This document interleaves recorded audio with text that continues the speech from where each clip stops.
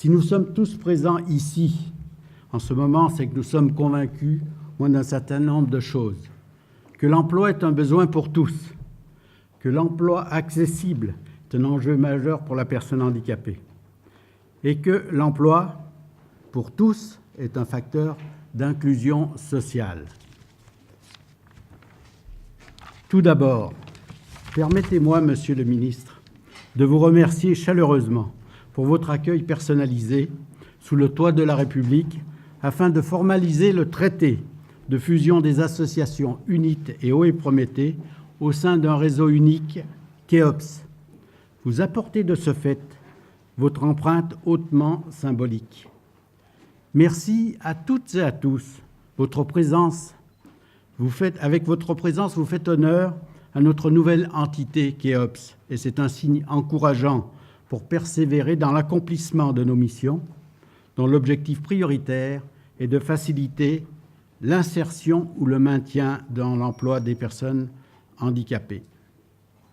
Mais pour mieux mesurer les évolutions, une rétrospective s'impose, même si elle est un peu longue. Dès les années 80, nous n'avons pas échappé au modèle associatif, particularité bien française.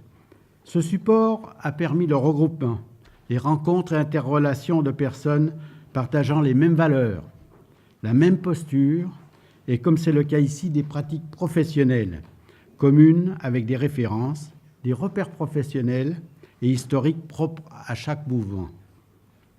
Nos deux entités, UNIT et OE Prométhée, qualifiées pour l'une d'union et pour l'autre de réseau, a eu ces dernières décennies à conceptualiser un type d'organisation à portée nationale, associative et à but lucratif de type réseau. Souplesse, modernité, efficacité ont été les maîtres mots permettant la qualité de travail, des actions bien conduites et adaptées où se côtoient dans un esprit participatif, regroupement d'associations, coordination, capitalisation des compétences, mutualisation des actions, assises militantes au service de l'intérêt général, centre de formation encore, centre de ressources et d'expertise, communication et représentation. Il est indéniable que la forme typique de réseau que nous avons vécue, bien plus qu'une association, c'est en plus-value une force et la référence solidaire qui puise sa richesse tout autant que sa légitimité sur un socle de valeurs. Valeurs. Des valeurs qui aujourd'hui font souvent défaut dans beaucoup de milieux, hélas, avec des repères changeants et controversés. C'est malheureusement un espace propice à une profonde fracture sociétale. Cependant, force est de constater que pour les personnes handicapées, le travail reste une valeur essentielle. En effet, il confère une dimension exceptionnelle par la qualité de participer à la production de richesses reconnues par le salaire, qualifiante en donnant l'indication de la place de la personne dans la hiérarchie sociale, déterminante par son identité, facilitatrice d'une vie citoyenne, ou encore, et c'est ce qui est le plus important, facteur d'épanouissement et de valorisation. Valeur à plus d'un titre. Les réponses adaptées que nous apportons en termes de métier, d'activité ou d'emploi à la personne en situation de handicap lui permet de rompre aussi avec son état d'isolement, de frustration ou encore d'assistance et la guide dans la reconquête de l'estime de soi. Avec réalisme, nous relevons que tant l'aspect économique que l'environnement, avec ses préjugés, ses freins ou ses aspects discriminatoires, rendent la situation encore plus handicapante. Il y a parfois des regards plus lourds que le handicap. Nos messages permanents combattent les idées reçues car nous savons que la méconnaissance entraîne une fausse reconnaissance et ceci à tous les niveaux. Nous partons du principe républicain que tout individu a la même valeur que tout autre. C'est un concept objectif relevant de la philosophie morale, désignant ce qui, pour une personne ou une entité, a du prix, ce qui donne du sens à notre action et permet de l'évaluer, autrement dit, porter un jugement de valeur. C'est ainsi à partir de la valeur de la personne que se déclinent les autres valeurs humanistes et démocratique que nous défendons. Liberté, bien sûr, responsabilité, égalité, respect, fraternité, solidarité, justice, citoyenneté, mais ce ne sont pas que des mots, c'est toujours aussi au service de la personne. Si nous reconnaissons la primauté à la personne dans le principe, l'autre pendant des valeurs émane aussi des entreprises publiques et privées, ainsi que des institutions. Alors notre moteur de conviction, notre ADN comme l'on dit, ne réside-t-il pas dans le sens que nous donnons à ce que nous entreprenons, à la valeur que nous lui attribuons, ou encore au prix, c'est-à-dire à la somme d'efforts personnels que nous sommes prêts à faire pour réussir? Notre règle d'or, nous en avons tous, mais nous avons une qui est bien spécifique, elle repose sur des valeurs humanistes, d'intérêt général et bien entendu entrepreneuriales, qui sont au service d'une qualité de vie pour tous, en harmonie avec les autres, au milieu des autres. Et comme Charles Péguy peut faire la référence à quelqu'un de notre région, Monsieur le ministre, nous pensons que nul ne doit être laissé aux portes de la vie et de la cité. Cependant, dans quel contexte nous trouvons-nous? D'une part, l'homogénéisation des structures Cap Emploi pour la communication, l'offre de services identiques sur tout le territoire en direction des employeurs et des personnes en situation de handicap, un logiciel unique appelé Parcourage, un processus d'évaluation et le dialogue de performance ont créé les conditions de l'avènement d'un réseau unique dont les associations gestionnaires Cap Emploi constituent l'épine dorsale.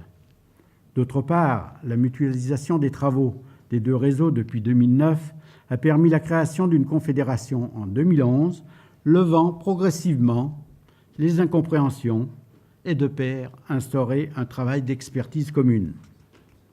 Aujourd'hui, la construction d'un mouvement unique et nouveau vient parachever le travail de terrain. Ce nouveau réseau est un défi espéré qui se concrétise.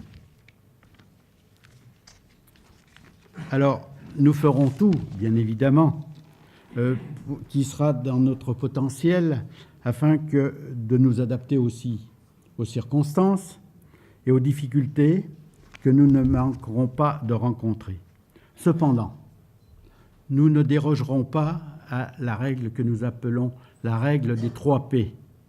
P comme projet, P comme partage, P comme performance, que nous renforcerons d'un 4e P comme pérennité, nécessaire à notre cœur de métier, comme KEOPS, nouveau Conseil national réseau associatif, sans but lucratif, légitime et incontournable demain.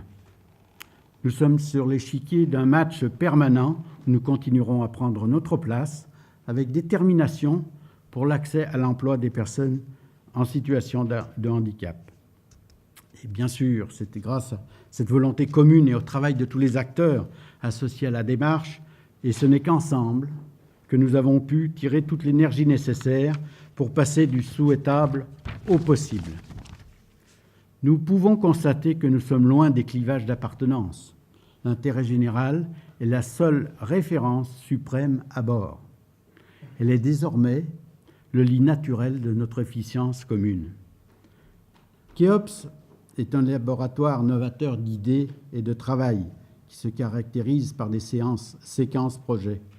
Ce concept est pour nous stimulant, avec l'idée de se projeter, se jeter en avant, comme on dit, surtout dans le temps, pour regarder devant soi dans ce qui sera peut-être demain ou un jour. En tout cas, pour l'ensemble des équipes, cela évoque une volonté de mouvement, un désir de participation et d'anticipation sur l'avenir. Ensemble, nous réussirons, car là où il y a une volonté, il y a un chemin. C'est aussi une force de proposition qui sait déjà additionner les différences pour mieux créer une dynamique prometteuse de nouvelles richesses. Ainsi, détermination, courage, force, vigueur sont les pierres angulaires de notre construction pour la réalisation d'un avenir plus solidaire, dans la confiance et la sérénité. Alors, pour ce faire, et j'en terminerai par là, inspirons-nous de Marc Aurèle, osons espérer atteindre, la sérénité pour accepter ce qui peut changer, la force pour changer ce qui peut l'être, et la sagesse pour discerner l'une de l'autre. Je vous remercie de votre attention.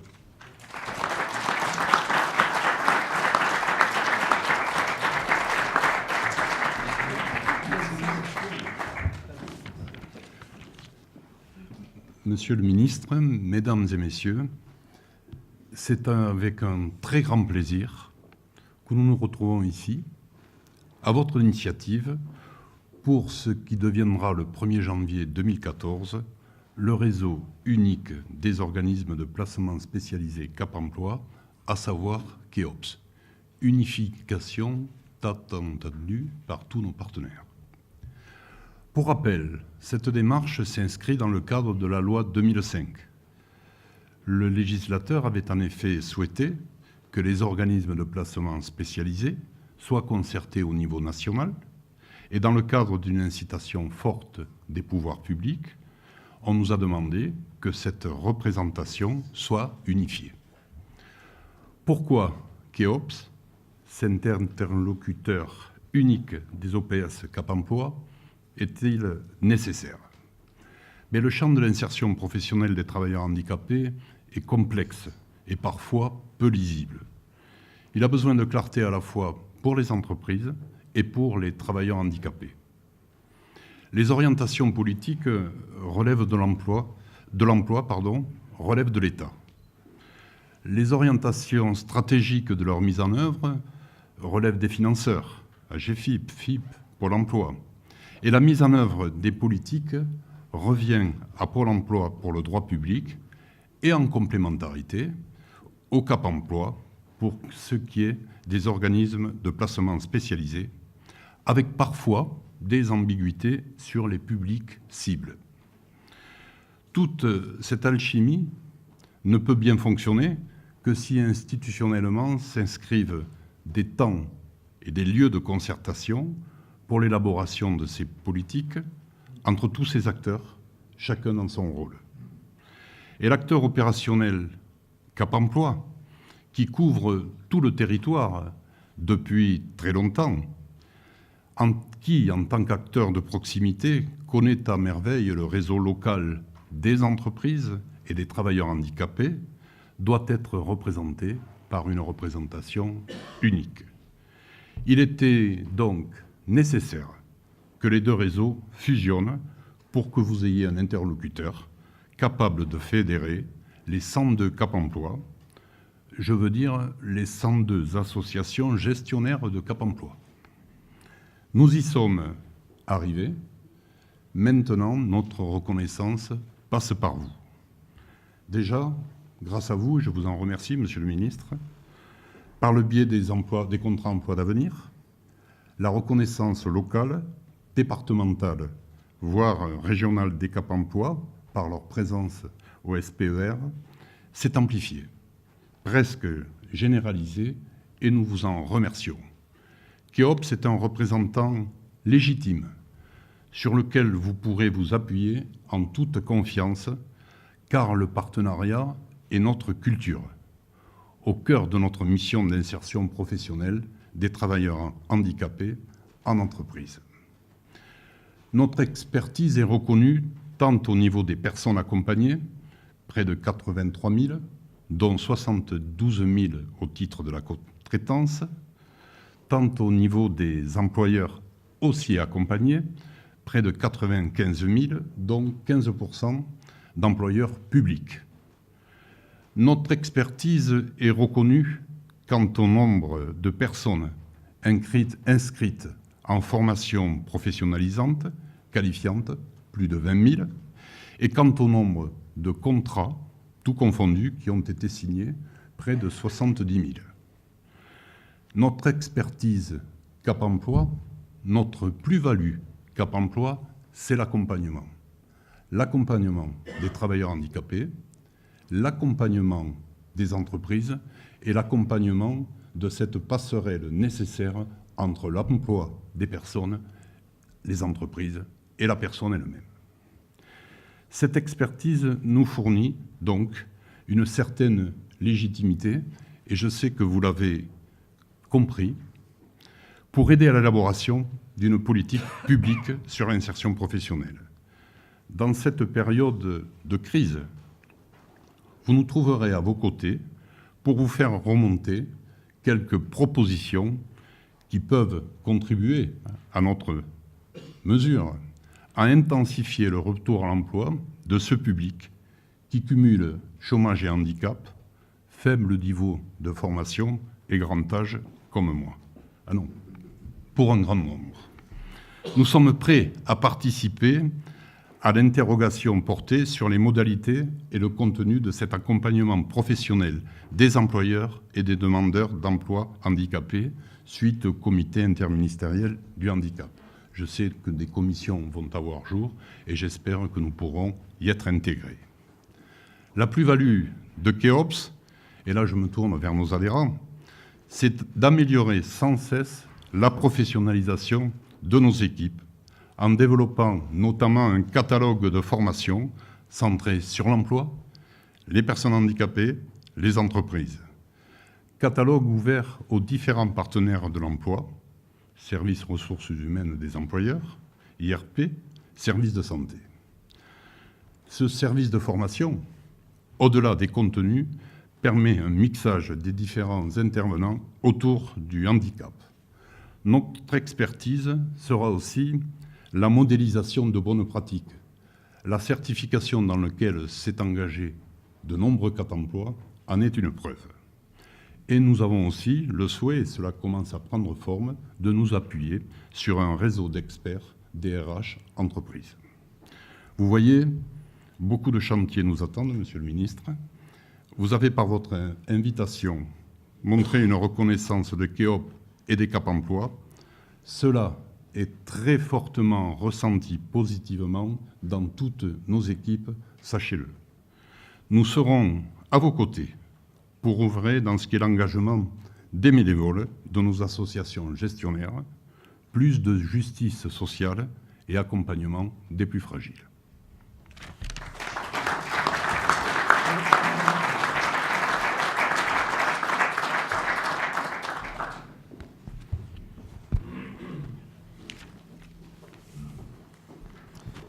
Merci, Monsieur le Président, d'abord pour ces mots, à la fois pleins de conviction, imagés et même parfois émaillés d'un certain nombre de citations.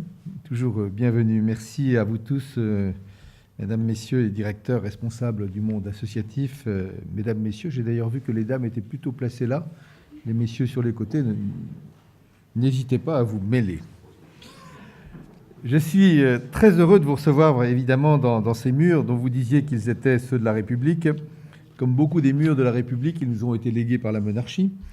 Je suis très heureux qu'ils soient maintenant accessibles à l'ensemble du peuple.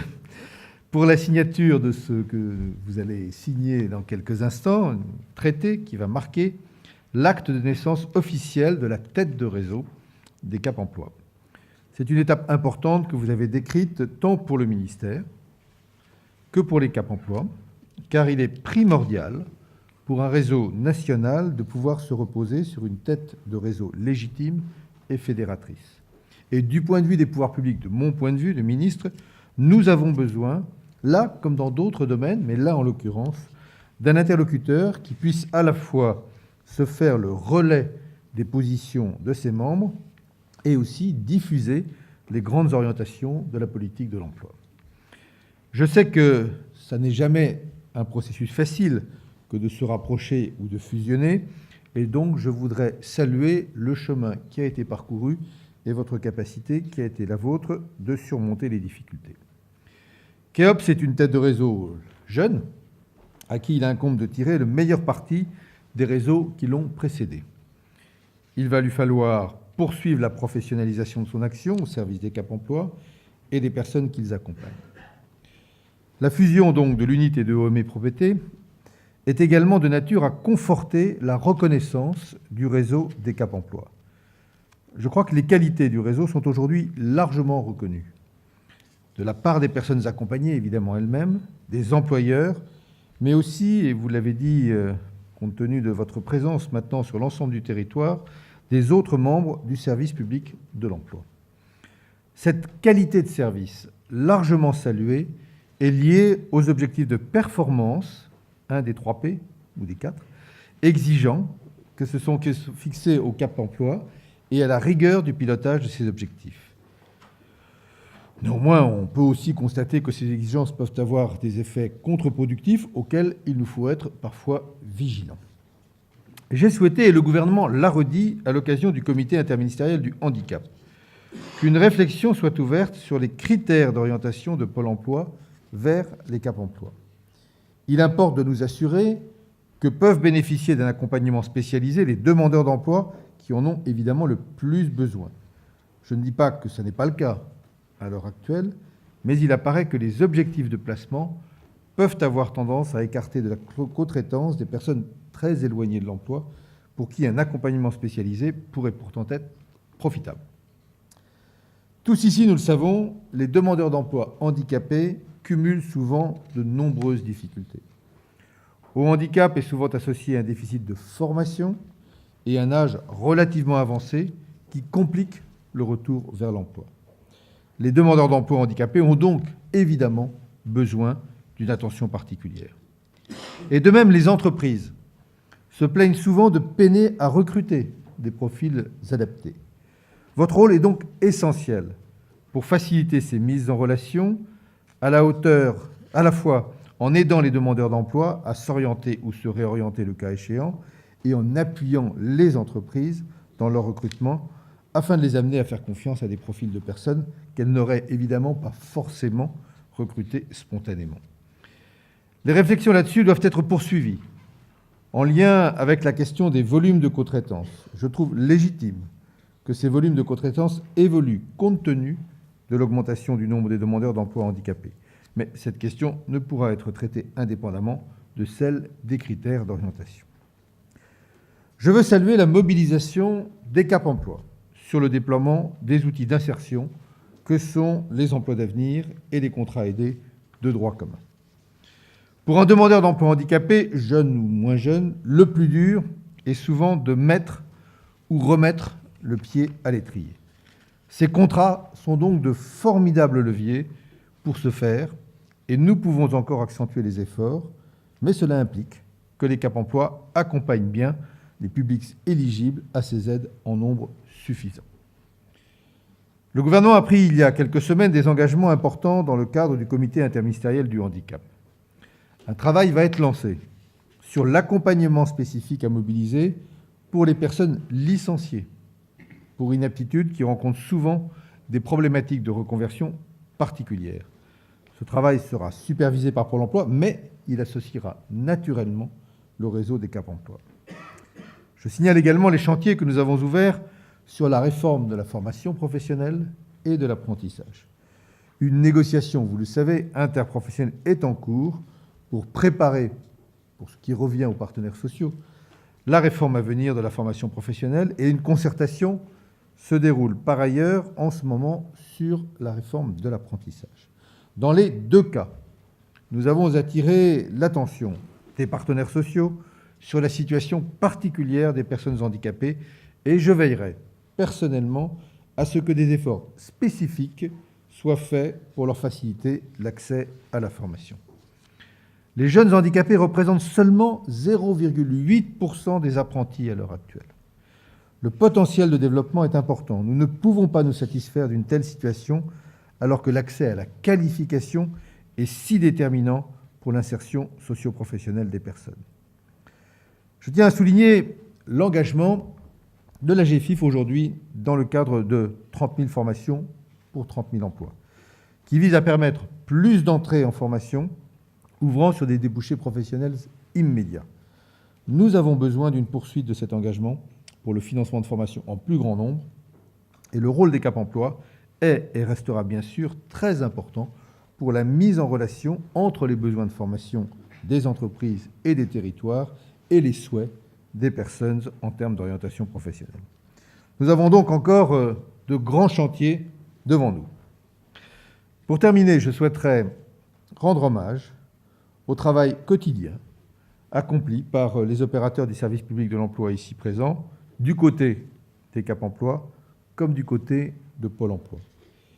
à l'écoute des personnes, en lien avec les entreprises et souvent avec des associations aussi. Vous jouez un rôle essentiel pour permettre aux personnes handicapées de trouver ou de retrouver une place dans la société par le travail. Car le travail, vous le disiez, Monsieur le Président, est un facteur vital de bien-être et de socialisation. Il l'est encore plus lorsqu'on vit avec un handicap. Ce ministère a engagé une rude bataille, avec beaucoup d'autres, pour l'emploi, qui ne nous laisse aucun répit. Tous ici, vous en êtes les acteurs, et je pense que nous ne pourrons considérer cette bataille comme gagnée que si le chômage recule aussi pour les travailleurs handicapés. D'ici là, nous ne devons ménager aucun effort et je souhaite que Keops se mobilise pleinement, vous en avez la détermination, pour accompagner au mieux entreprises et travailleurs handicapés et faire en sorte qu'un maximum d'opportunités d'emploi se concrétisent au bénéfice de tous. Et je vous remercie du travail passé et surtout du travail à venir.